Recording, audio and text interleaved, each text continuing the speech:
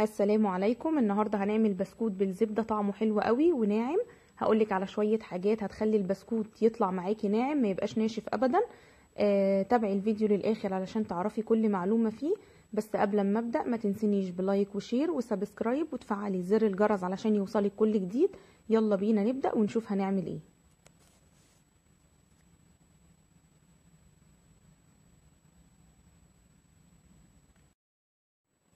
هحط هنا 250 جرام من الزبدة، تبقى بدرجة حرارة التلاجة، تبقى ساقعة شوية. انا هقول المقادير بالجرامات لان انا في البسكوت والبيتيفور والصابليه والحاجات دي بحب اعمل المقادير بالجرامات، بتطلع مظبوطة اكتر. حطيت 125 جرام من السكر بس اللي هو الحبيبات، مش سكر بودر. هخلطهم بقى مع بعض كويس جدا لحد ما يبقوا كريمي كده واللون بتاعها يبقى فاتح. ما نستعجلش على الزبدة ابدا، لازم نضرب فيها مدة كويسة. زي ما انتوا شايفين كده اللون الابيض دوت، لازم لون الزبدة يتغير ويبقى لونه فاتح علشان البسكوت يطلع معاكي هش وما يبقاش مكتوم، ما يبقاش ناشف. فضروري نضرب الزبدة كويس جدا علشان النتيجة تطلع معاكي مظبوطة. عندي هنا بيضتين بدرجة حرارة المطبخ. ما نزلش البيضتين مرة واحدة، بنزل بيضة بيضة. اول ما البيضة الاولانية اللي انا نزلتها تختفي خالص هبتدي احط البيضة التانية. ما نحطش البيض كله مرة واحدة. الخطوات اللي انا بقولها لكم دي لازم تنفذوها في اي بسكوت، صابليه، بيتيفور. الحاجات دي كلها بتخلي الحاجات دي كلها تبقى ناعمة معاكي، ما تبقاش ناشفة ومش هتطلع مظبوطة. حطيت الفانيليا ونزلت بالبيضة التانية. اضرب بقى كويس جدا لحد لما البيضة التانية تختفي. واقلب كده من الجوانب كله علشان كله يبقى اختلط مع بعضه كويس جدا. الفانيليا حطيت 3 جرام، يعني 3 اكياس فانيليا. طبعا اللي ما عندوش عجان ممكن يعمل بالمضرب الكهربائي، هيشتغل كويس جدا وهيطلع نفس النتيجة بالظبط. الخطوة اللي جاية بقى مهمة جدا، ركزوا فيها علشان هي دي اللي هتطلع معاكي البسكوت مش ناشف، هيطلع معاكي ناعم جدا.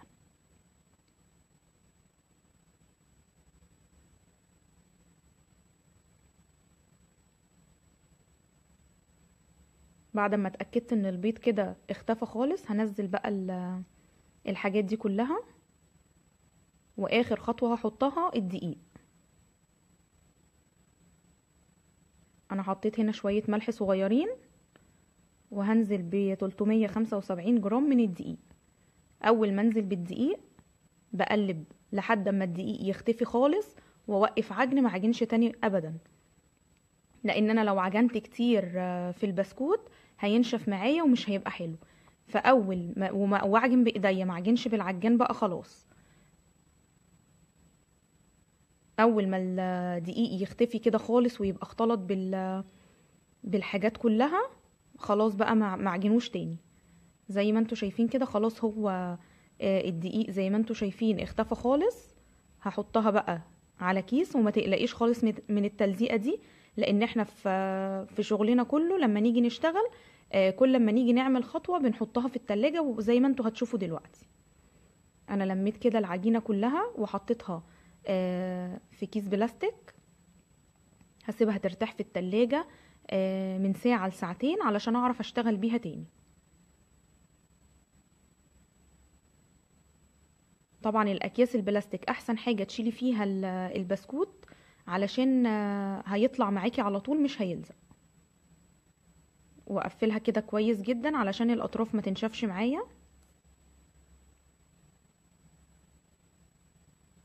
دلوقتي بعد ما البسكوت ارتاح معايا من ساعة لساعتين، لو احنا مستعجلين عليه ممكن نحطه في الفريزر نص ساعة ونشتغل برضو على طول. بس اهم حاجة نقفله كويس جدا علشان الاطراف ما تنشفش معاكي. وبرضو لما نيجي نشتغل في البسكوت نشتغل فيه على طول علشان العجينة ما تفكش معاكي بسرعة وما تعرفيش تشتغلي وتضطري تحطيها كل شوية في التلاجة. دلوقتي انا هفردها على اكياس زي دي كده، اكياس تلاجة عادية. علشان لو انا فردتها على ورق زبدة هتلزق في ورق الزبدة ومش هتبقى حلوة خالص. العجينة نفسها هتلزق في ورق الزبدة.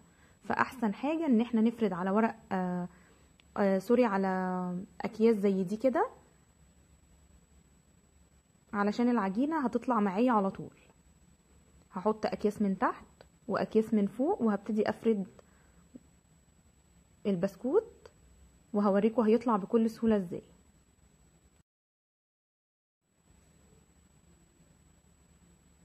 طبعا لما نيجي نفرد بالنشابة الفرد هيبقى صعب شوية، علشان طبعا هي جامدة، مش هتتفرد معاكي بسرعة، بس نشتغل برضو على طول ونفردها ونخلي السمك بتاعها مش تخينة، نخليها رفيعة شوية زي ما انتوا هتشوفوا كده دلوقتي. السمك ده حلو جدا علشان البسكوت ما يبقاش البسكوتية تبقى كبيرة كده ومليانة، مش هتبقى حلوة. هحط بقى على صاج زي ده كده من الظهر، هحط بقى البسكوت كده بالمنظر ده. قبل ما اشتغل فيه برضو هحطه في التلاجة من ساعة لساعتين علشان اعرف اقطعه، والرسمة اللي انا هقطعها تطلع معايا مظبوطة بنفس الشكل اللي انا هقطعه بيها كده. بعد ما سبتها ترتاح في التلاجة هبتدي بقى اقطعها، وهتشوفوا لما اجي اقطعها بالقطاعة هتبقى البسكوت نفسه هيبقى سمكه عامل ازاي، وهتبقى مظبوطة الرسمة بتاعته ازاي. انا عندي هنا دقيق والقطاعات اهي، اي قطاعة عندك تقطعي بيها، ما عندكيش قطاعات ممكن بالكوبايات اللي هي بتاعت القهوة، اللي هي بتبقى البق بتاعها صغير كده، نقطع بيها مفيش مشكلة. بصوا علشان حطينا البسكوت يرتاح في التلاجة مدة كويسة، التقطيع بيبقى سهل جدا، الرسمة بتبقى مظبوطة، فضروري جدا ان احنا نحطه في التلاجة يرتاح، وبعد كده ارجع اشتغل تاني. واحنا بنقطعه لو حسيتي ان البسكوت الرسمة بتاعته متبقاش مظبوطة، ما بيطلعش معاكي بسهولة، تغطيه بالكيس كده وتحطيه برضو في التلاجة لمدة نص ساعة، وبعدين كده ترجعي تشتغلي بيه تاني. طبعا قبل ما اجي اقطع بحط القطاعة كده في الدقيق علشان لما اجي اقطعه ما يلزقش في البسكوت وتطلع معايا على طول.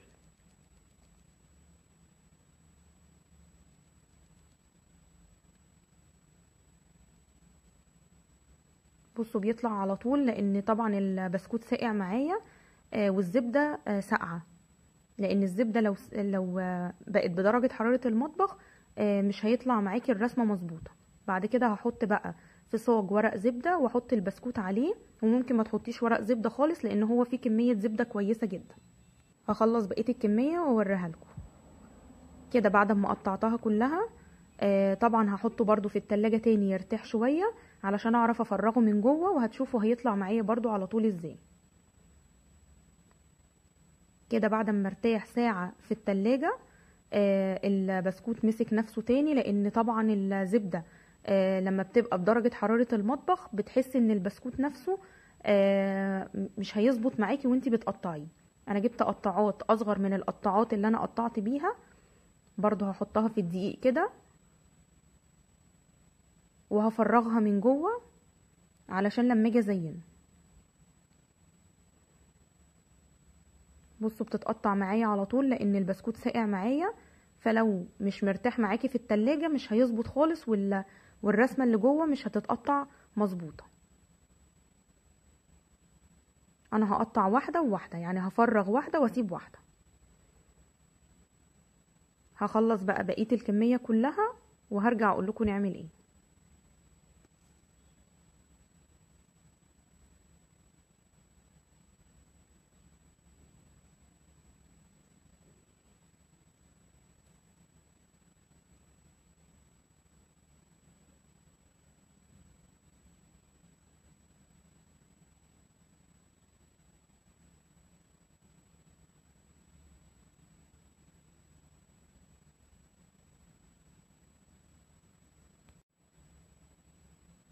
طبعا اللي انا بطلعه من البسكوت ده بشكله تاني وبقطعه برضو بنفس الشكل كده لحد ما الكمية كلها تخلص معاكي. طبعا بعد ما اخلص كل الكمية، طبعا الفرن بيبقى مفتوح على درجة حرارة 220. بيقعد لمدة ربع ساعة، منخليش وشه يحمر قوي علشان ما ينشفش معاكي. هي ربع ساعة بالظبط واطلعه من الفرن على طول. فدلوقتي هدخله الفرن وبعد كده هوريكم شكله هيبقى عامل ازاي.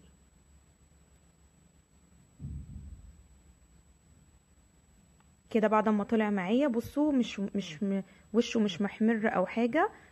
عايزين نطلعه باللون دوت، لان هو اول ما لونه يبقى ذهبي من تحت كده خلاص هو استوى معايا. طبعا لو سبتيه مدة اكتر هينشف معاكي ومش هيبقى حلو، مش هيديكي النتيجة اللي انت عايزاها. دلوقتي بقى هنزينه. بصوا ناعم جدا وطعمه بقى مش قادرة اقول لكم، لان البسكوت اللي بالزبدة ده طعمه بيبقى حلو قوي.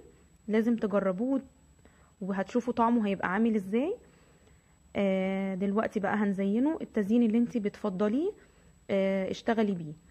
لو انت مش عايزة تزينيه خالص بأي حاجة، بيتاكل كده بيبقى طعمه حلو قوي مع الشاي والقهوة والحاجات دي، بتبقى حلوة قوي. بس التزيين بيديله شكل برضو حلو. طبعا لما نيجي نحطه في الشوكولاتة او اي حاجة، بنحطه على ورق زبدة عشان يطلع معاكي على طول. بنزل الشوكولاتة كده كويس جدا. دي شوكولاتة دارك، لو انت عايزة تحطيها بالحليب او شوكولاتة بيضة، زي ما قلتلك التزيين ده اللي انت تحبيه. لازم انزل منها الشوكولاتة كده كويس جدا واحطها على ورقة الزبدة كده عشان تطلع معاكي. اول ما الشوكولاتة تجمد كده فيها تطلع معاكي على طول. هاخد بقى اللي انا مفرغاها من جوه دي، برضو هحطها كده في الشوكولاتة. بتمسكي باي حاجة عندك مش بايديكي خالص علشان الشوكولاتة تبقى مظبوطة. بشوكة باي مساكة عندك تعرفي تشتغلي بيها وتنزلي الشوكولاتة منها كويس كده. طبعا الشوكولاتة دي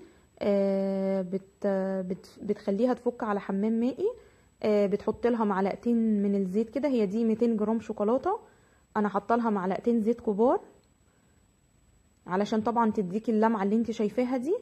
واول ما الشوكولاتة تسيح معاكي كده بالمنظر ده، نشيلها خلاص من على النار على طول علشان يعني ما تخرصش معاكي. وكمان تخلي بالك ان ما يبقاش فيها ما يجيش عليها نقطة مية ابدا علشان ما تبص معاكي. بنفضيها كده كويس.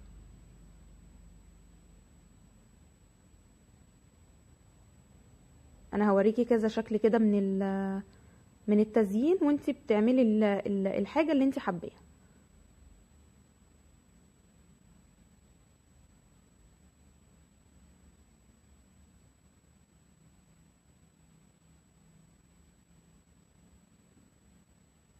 طبعا بعد ما اللي هي متفرغة دي، بعد ما بحطها في الشوكولاتة بحطها فوقيها على طول علشان تمسك على طول معايا، ما اضطرش ان انا الزقها تاني بشوكولاتة.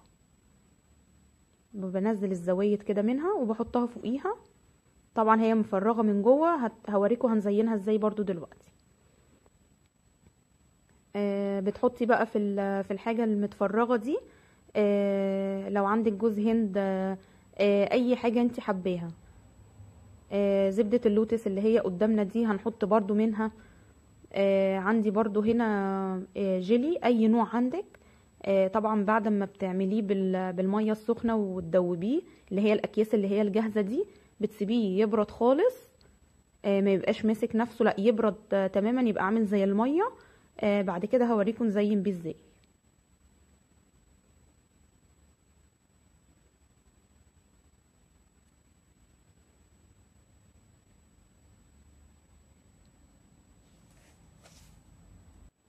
انا بحب الشوكولاته الدارك اكتر من الحليب علشان هي بيبقى نسبه السكر فيها قليل. لكن اللي بالحليب طبعا طعمها حلو قوي. بس الدارك كويسه علشان هي بيبقى نسبه الكاكاو فيها اكتر من السكر.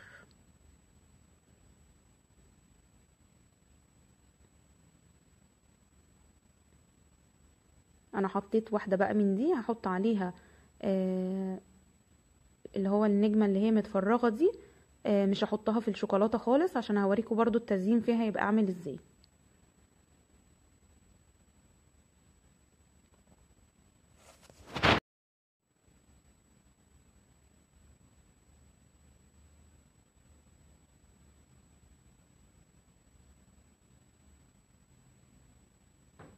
هعمل كده واحده تانية.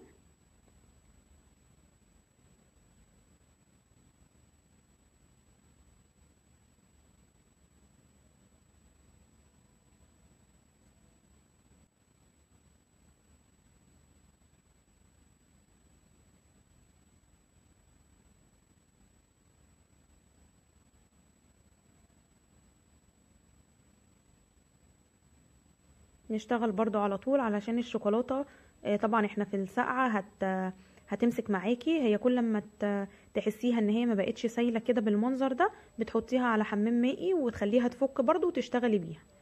هجيب بقى بالمعلقة كده واعمل خطوط رفيعة جدا، بتدي شكل حلو قوي.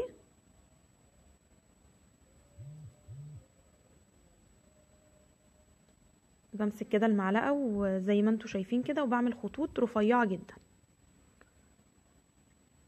هخلص بقى بقية الكمية كلها وهوريكم بقى حاجات التزيين التانية هتبقى عاملة ازاي.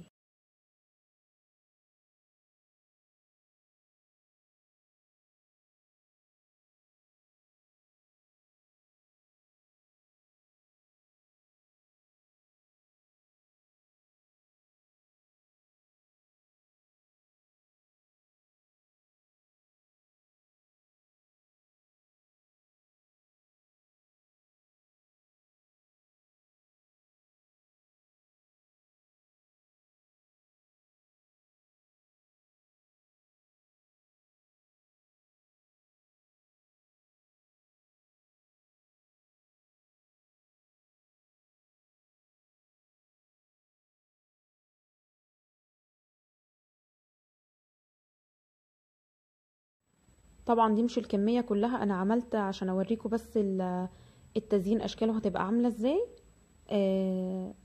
اللي انا عاملاها شوكولاتة خالص دي بحط فيها الجيلي. طبعا ما ينفعش احطه والبسكوت كده مش متغطي بالشوكولاتة، لان انا لو حطيته والبسكوت مش متغلف كله بالشوكولاتة طبعا البسكوت هيشرب الجيلي ده ومش هيبقى حلو خالص وهيبقى طري. فالشوكولاتة دي هي يعتبر طبقة عازلة كده علشان تمنع ان البسكوت يشرب الجيلي. طبعا لما يدخل التلاجة هيبقى ماسك كده نفسه ويبقى شكله حلو قوي.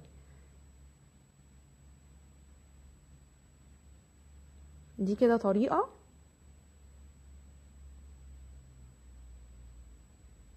برضو ممكن نجيب زبدة لوتس كده زي ما انتوا شايفين، بتبقى طعمها حلو قوي مع البسكوت. هي اصلا مع اي حاجة طعمها حلو جدا. هحط كده.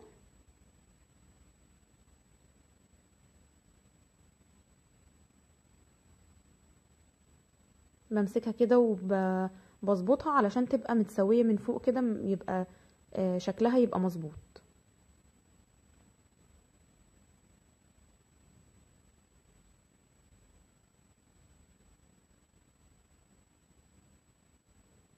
ممكن تحطي مربى لو انت حابة، هيبقى برضو طعمها حلو قوي. بس انا بحس ان المربى بتخلي البسكوت طري، ما بيبقاش واخد اللي هي يعني القرمشه بتاعته كده شويه، بحس ان هو بيطريه اكتر. فانا بصراحه ما بحبش احط مربى ابدا.